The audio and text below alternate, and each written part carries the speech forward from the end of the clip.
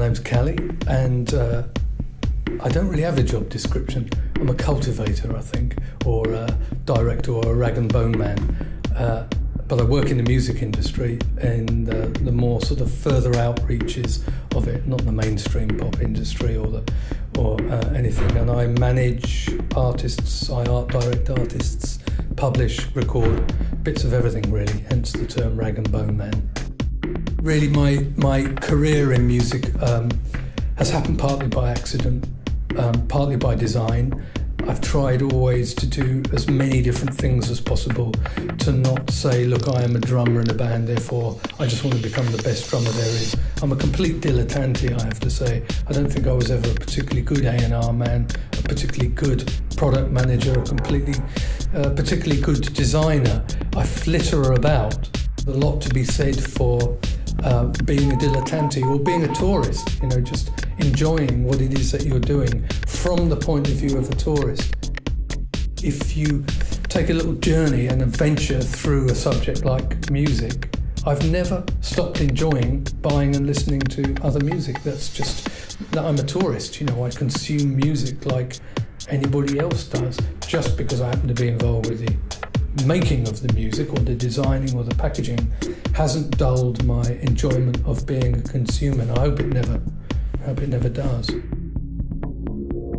I think my one piece of advice to anyone that's involved in something as magical and as mystical as airwaves that make music coming out of speakers is don't subtly impose the orthodox on this. Don't look for the rule book or the manual in how this works and think, well, if I master the manual in making music, marketing music, selling it, performing it, because there really isn't one. And we should have learned enough from the last 70 years of modern music making to understand that it doesn't run on rails.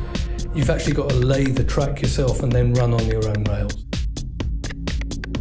I think the ability for this Hydra-like industry, that every time something looks like it's coming to an end, these new shoots come up. So if a record company, major record company for example, is in real trouble, if you're creatively bankrupt, like something like Sony might be, you don't have to worry about the creative bankruptcy of this big corporation, because you've got Domino, Wichita, Ninja Tune, Mute, Bella Union growing up underneath them, and maybe one day Mute will become another monster that becomes creatively bankrupt, but probably only after it does something silly like become a limited company and get shareholders and have to answer to other people. What music means to me is, for me it's an essential part of life, just as eating is for some people, drinking is. The difference is, I would define culture as everything that you don't need. So we need to eat in order not to starve, but we need cuisine in order to enjoy food.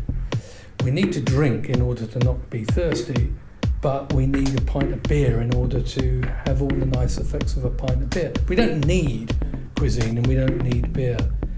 Music for me has both of these things. I think we need it in our life, and I think we also enjoy it. It is both of the things are compressed together.